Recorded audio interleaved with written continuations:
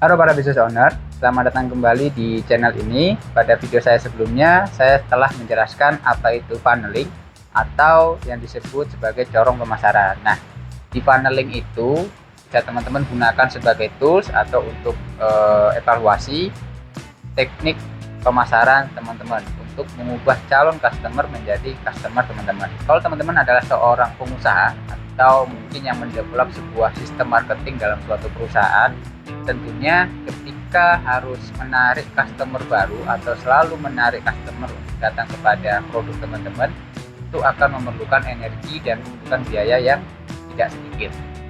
Nah, bagaimana teman-teman bisa mempertahankan atau meningkatkan jumlah customer tersebut dengan meminimalisir pengeluaran dari perusahaan teman-teman. Nah, mungkin video kali ini bisa menjadi sebuah inspirasi juga untuk teman-teman dan mungkin bisa membantu diri teman-teman, karena kita akan membahas mengenai suatu teknik dalam marketing juga berkaitan dengan funneling, yaitu retention. Seperti apa itu retention? Simak videonya sampai selesai.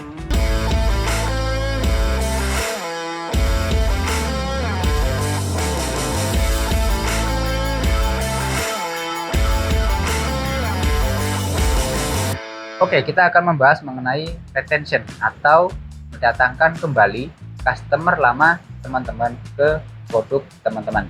Nah, jadi teman-teman sambil mencari customer baru pada produk teman-teman, misalkan teman-teman sebelumnya sudah dapat pembeli 100 orang, misalkan seperti itu ya. Lalu teman-teman ingin mendatangkan lebih. Teman-teman daripada harus mendatangkan 110 orang baru, yang mana kalau datangkan 100 saja sudah lumayan susah, terus teman-teman ingin ada peningkatan penjualan, maka ingin mendatangkan 110.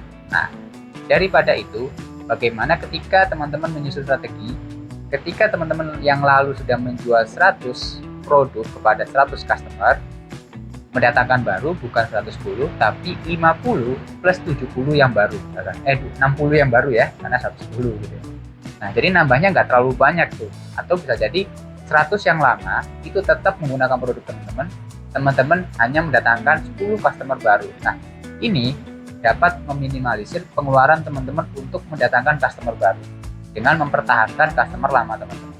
Nah, inilah yang disebut dengan retention, atau kalau teman-teman yang lain itu bisa jadi ada hal yang dihitungkan yang lain adalah churn rate. Churn rate itu ya sebenarnya hampir sama dengan retention ya. Kalau retention itu berapa persen customer lama kembali ke kita, kalau churn rate itu adalah customer lama kita yang beralih pada produk lain. Tentunya persentasenya beda ya, semakin besar retention maka semakin bagus. Kalau churn rate, semakin kecil churn rate-nya akan semakin bagus. Nah, tapi kita tidak bahas mengenai churn rate, kita akan membahas mengenai retention.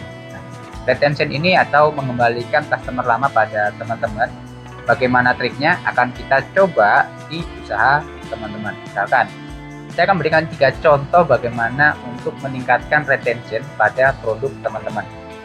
Yang paling simpel, yaitu yang pertama, untuk mendatangkan customer lama kembali kepada produk teman-teman adalah bagaimana melakukan pelayanan yang baik. Jadi, customer akan selalu memilih teman-teman daripada kompetitor lainnya. Pelayanan yang baik seperti apa? Bisa jadi ya mungkin dari, kalau misalnya punya kafe, ya dari pramusajinya yang baik, bagus, menunya yang enak, atau bahkan di cafe teman-teman ada musiknya seperti apa ya, atau juga ada permainannya. Jadi customer lama itu akan merasa, oh kayaknya tempat ini enak ya, gitu ya. Saya akan datang ke sana lagi. Nah, itu hal yang paling sederhana untuk teman-teman meningkatkan retention untuk usaha teman-teman. Nah, bagaimana dengan jasa? Itu tadi kan tentang restoran gitu ya, atau cafe. Untuk jasa itu biasanya yang dicari adalah bagaimana nyambungnya pembicaraan, karena jasa itu kan lebih ke membantu mereka menyelesaikan sebuah masalah. Misalkan teman-teman membuka jasa pemrograman atau membuat website untuk perusahaan tersebut. Ketika diajak ngomong lalu produknya berhasil sesuai dengan keinginan mereka dan mereka nyaman, itu bisa meningkatkan retention teman-teman. Jadi silakan perhatikan tim Anda memberikan pelayanan terbaik pada pelanggan, karena dengan memberikan pelayanan terbaik, teman-teman sudah meminimalisir pengeluaran dari perusahaan untuk mendapatkan customer yang lebih banyak lagi ke depannya. Sehingga perusahaan teman-teman akan semakin berkembang walau tidak mengeluarkan biaya lebih. Nah, yang kedua adalah bagaimana memberikan hal baru kepada customer lama teman-teman. Jadi tentunya kalau sebagai customer lama, misalkan kita ambil studi kasus lagi sebagai kafe atau resto atau makanan kekinian gitu ya. Ketika produknya itu saja, tentu lah lama-lama bosan gitu ya ketika mereka menikmati makanan tersebut atau tempatnya ya itu saja.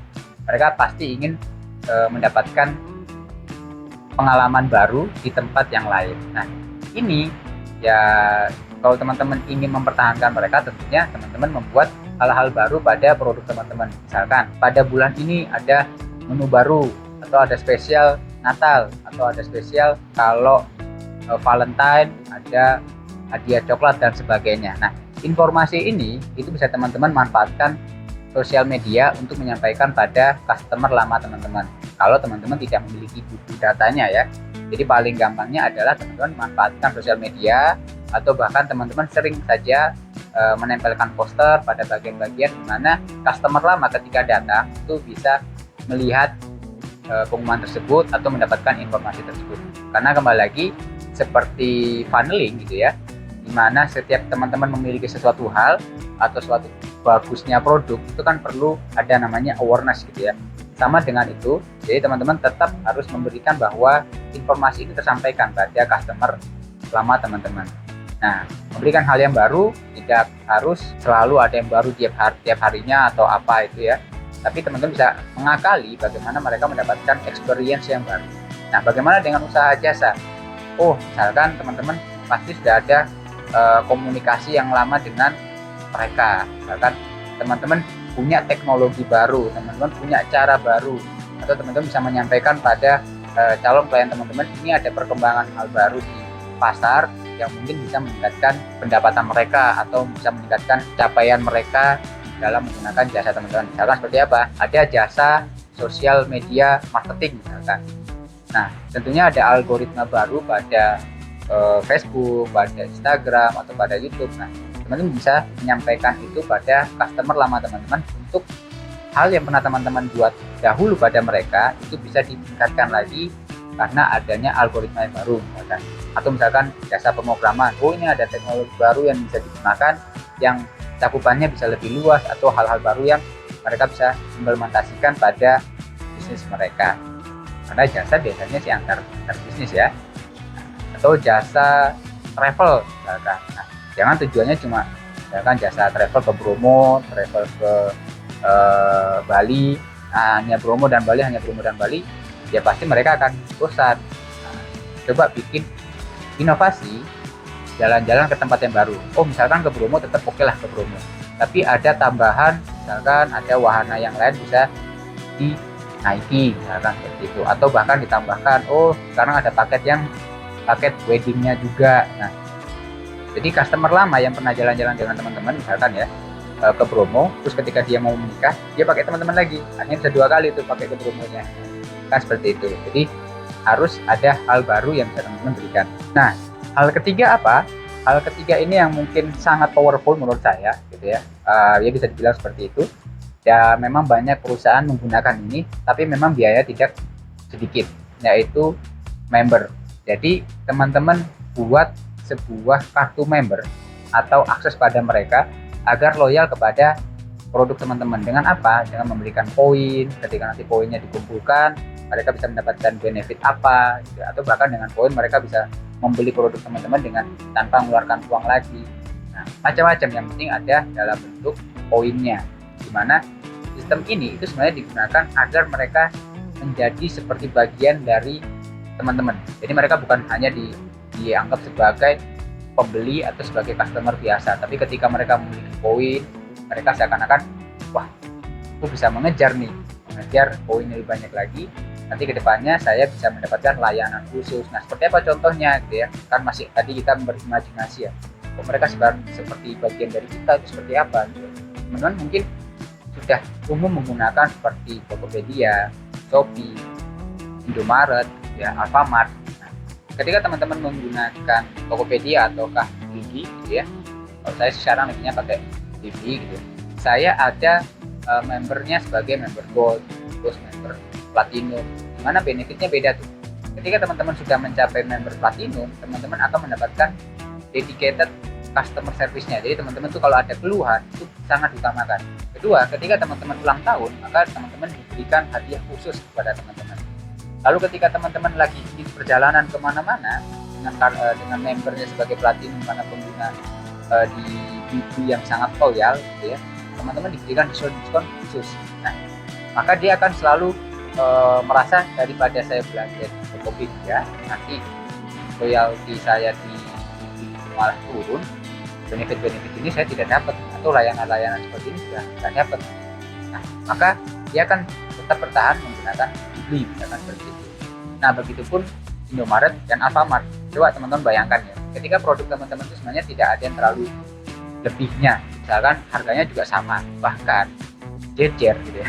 Jadi Indomaret dan Alfamart itu kan kadang-kadang kalau teman-teman temukan itu sampai bersampingan gitu, padahal secara proses belinya sama, terus harganya juga relatif sama, tapi bagaimana mereka bisa merebut pasarnya atau mempertahankan customer lamanya adalah salah satunya dengan poin mereka. Jadi kalau si Indomaret itu punya Indomaret Point, kalau si Alfamart dia punya Alfa Gift kalau nggak salah misalkan. Jadi ketika orang yang sudah pernah menggunakan Indomaret Point dan merasakan bahwa wah saya ngumpulin poinnya di satu titik aja daripada saya nanti hari ini Indomaret besok Alfamart, kan akhirnya poinnya kepecah ya, ketika mau ditukarkan itu waktu yang lebih lama karena untuk mengumpulkan poin itu ya sudah cukup membutuhkan waktu.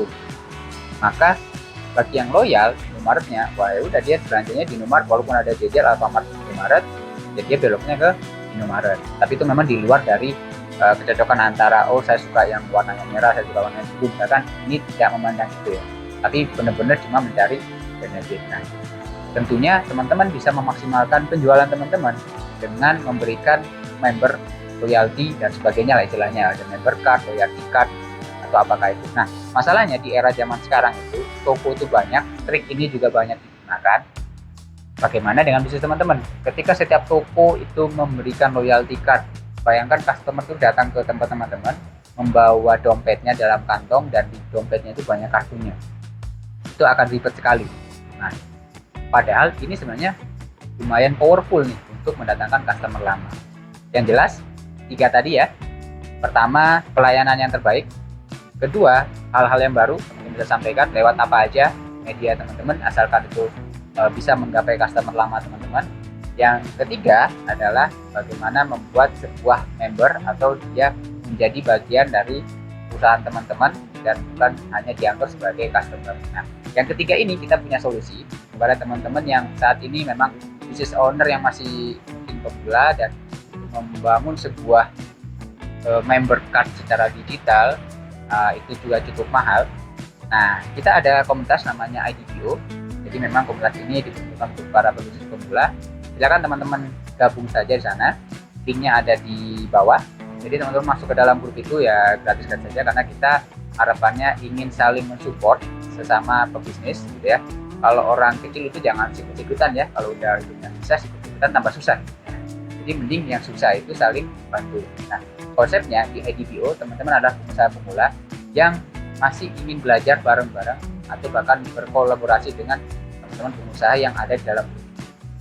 Dan fasilitasnya tentu kami buat agar teman-teman juga terfasilitasi dengan baik, tapi pastinya nantinya akan ada biaya dan sebagainya, tapi ya tergantung teman-teman juga bisa memilih ya, mau yang pakai berbayar atau tidak, itu terserah pada teman-teman. Ya, kalau teman-teman gabung ke dalam grup tersebut sebagai member IDPO, maka teman-teman akan mendapatkan benefit yang lumayan banyak, mulai dari pelaporan keuangan secara digital, lalu kartu member tadi tanpa teman-teman harus membuat programnya atau mengupload aplikasinya, teman sudah bisa membuat kartu member untuk perusahaan teman-teman sendiri kepada customer teman-teman, sehingga customer lama teman-teman itu juga akan selalu terikat pada layanan teman-teman. Nah, masuk aja ke dalam grupnya gratis, ada di deskripsi linknya, dan benefit ini akan saya berikan kepada anggota eksklusif agar lebih pahamnya teman-teman masuk aja ke dalam grup IDPO. Dan itu aja untuk konten video kali ini, bagaimana teman-teman bisa memaksimalkan penjualan tanpa harus mengeluarkan biaya yang lebih lagi, yaitu dengan retention. Jika ada yang ingin didiskusikan atau ingin di-share oleh teman-teman, silakan isi kolom komentar agar mungkin teman-teman yang lain bisa ikuti diskusinya. Dan jangan lupa untuk like dan share video ini kalau menurut teman-teman video ini bermanfaat. Sampai jumpa di konten-konten berikutnya.